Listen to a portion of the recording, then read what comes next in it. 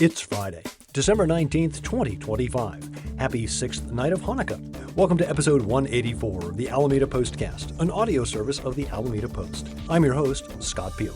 In this edition of the Postcast, the Department of Veterans Affairs cancels a major Alameda project with no notice. The REAP Center offers a path to employment. Alameda Health System is honored. The Rotary Club spreads the wealth. A Christmas Carol rings true this year. California Historical Radio Society ends the year in style. And last-minute suggestions for the last weekend before Christmas. These stories and more on this episode of the Alameda Postcast. Our top story: for as far back as episode 105 in May of 2024, we've been talking about a new Veterans Clinic and Columbarium facility to be constructed on Alameda Point. Back then, the topic was PFAS, the forever chemicals that have plagued many a project on the point, and their remediation. In episode 160 in June, I noted that the project was already authorized and funded by Congress, with the Army Corps of Engineers overseeing construction. All that has come to a screeching halt with near zero notice from the powers that be. Last Friday, December 12th, Congresswoman Lateefah Simon released a statement saying that she, together with Speaker Emerita Nancy Pelosi and Senators Alex Padilla and Adam Schiff, had written an open letter to Secretary of the Department of Veteran Affairs Douglas Collins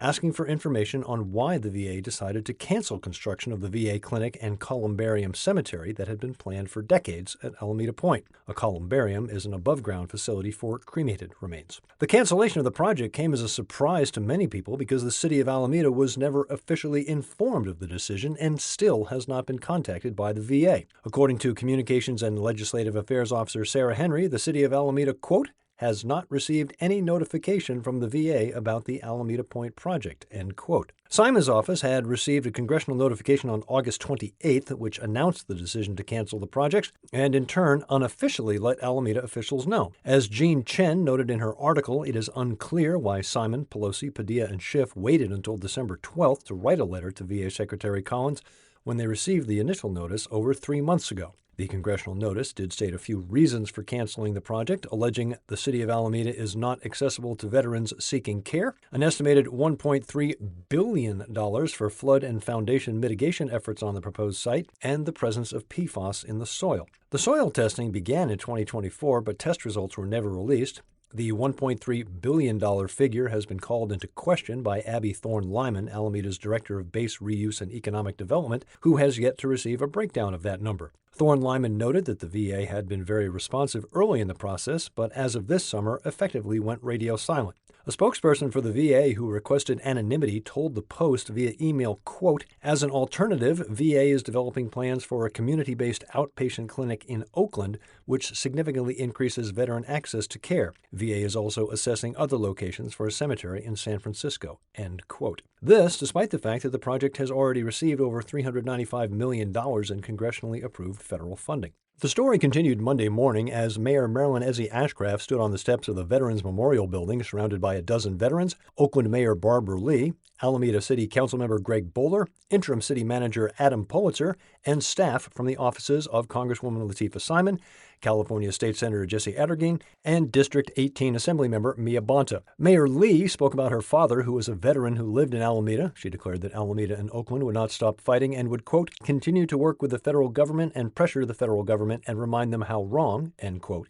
it is to cancel the project. Mayor Ashcraft noted that Alameda residents can reach out to VA Secretary Collins, a Trump appointee, to, quote, express displeasure in all the ways this would impact their families, end quote. No direct email is listed on Collins' VA webpage, but he does have a Facebook page with an option to send a direct message. The main phone number for the VA is 800-698-2411. Jean Chen has been covering this story. Look for her 2 articles dated Monday the 15th and Tuesday the 16th at alamedapost.com/news. If you're looking for a career pivot or have always wanted an eco-friendly job, check out the Regenerative Jobs Training Program at Alameda's REAP Climate Center.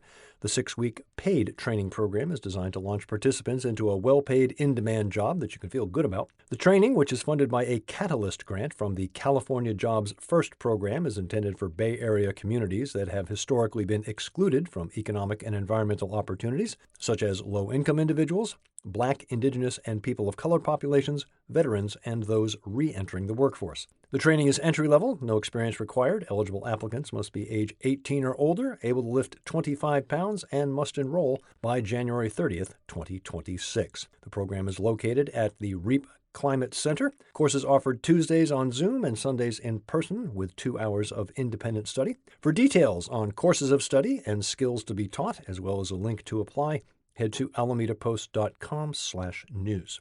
Alameda Health System has been honored with the 2025 Quality Leaders Award by the California Association of Public Hospitals and Health Systems and the California Healthcare Safety Net Institute. The award was presented to AHS on December 4th at the CAPH and SNI Annual Conference. AHS won in the equity category for inviting members from the Black community to co-design solutions intended to increase rates of breast cancer screening. Outcomes included deeper relationships and a community-designed outreach campaign aimed at increasing breast cancer screening rates among Black women. In the wake of the COVID-19 pandemic, breast cancer screening rates across all demographics fell sharply. AHS outreach efforts were able to bring those figures up, but the rate among Black women remained low. With funding from Pfizer, AHS formed the Black Patient Care Initiative, whose members then brainstormed with the AHS Mammography Work Group about how to increase breast cancer screening rates. Together, they co-designed Get Screened for Life, a campaign that celebrated breast cancer screening as an empowering act of self-care. The campaign, launched in early 2025, included social media, signage, outreach materials, and mailings. The campaign was designed by patients, community members, and staff. Full story at alamedapost.com/news. 20 Alameda nonprofit organizations received grants totaling $24,000 from the Rotary Club of Alameda at the Rotary meeting on Tuesday, December 9th. The Rotary Matching Grants Program awarded funds to the Alameda Education Foundation, the Friends of the Alameda Animal Shelter,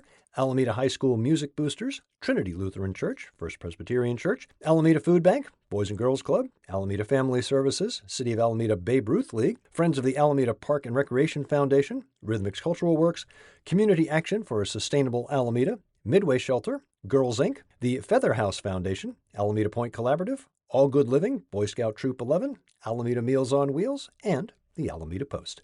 Thank you to all of the organizations and to the Rotary Club.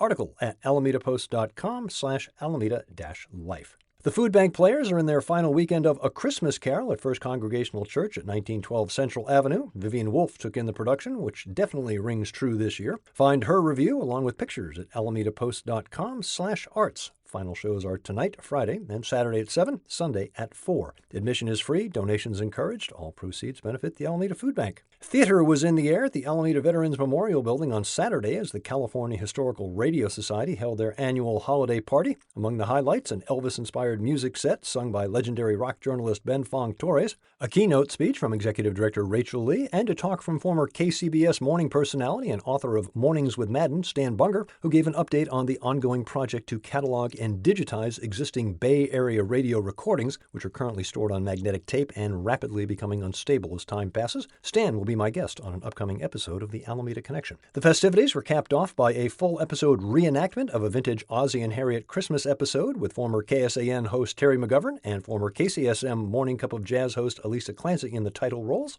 Yours truly was in attendance, as was Larry Freeman. Larry provides story and pictures at alamedapost.com/alameda-life. Christmas is almost here. If you're looking for last-minute gifts or you're all set and are looking for some fun, Amanda Laird has rounded up some great activities in her weekly all-around Alameda column. The majority of these events are indoors, which is a good thing with wet weather in the forecast. Tonight, Snowy Cottage Paint and Sip Night at Almanac.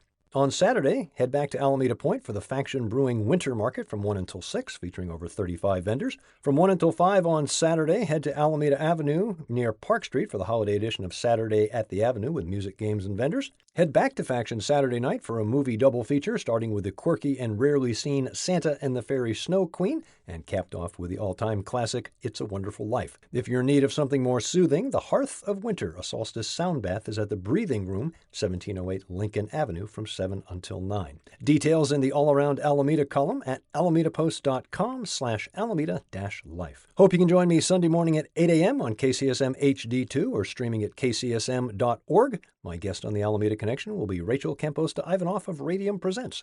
We'll discuss the success of Radium Runway and the plans for a 50,000 square foot performing arts facility adjacent to Seaplane Lagoon. Find the Alameda Post on all the social media platforms, now including TikTok. Subscribe to us on Apple News and sign up for our weekly news digest at alamedapost.com/email-digest. Get the Postcast wherever you get your podcasts or tell your smart device to play the Alameda Postcast podcast. I'm Scott Peeler. Join me next Friday for a special year-end wrap-up edition of the Alameda Postcast. Until then, allow me to wish you Merry Christmas and Happy Holidays.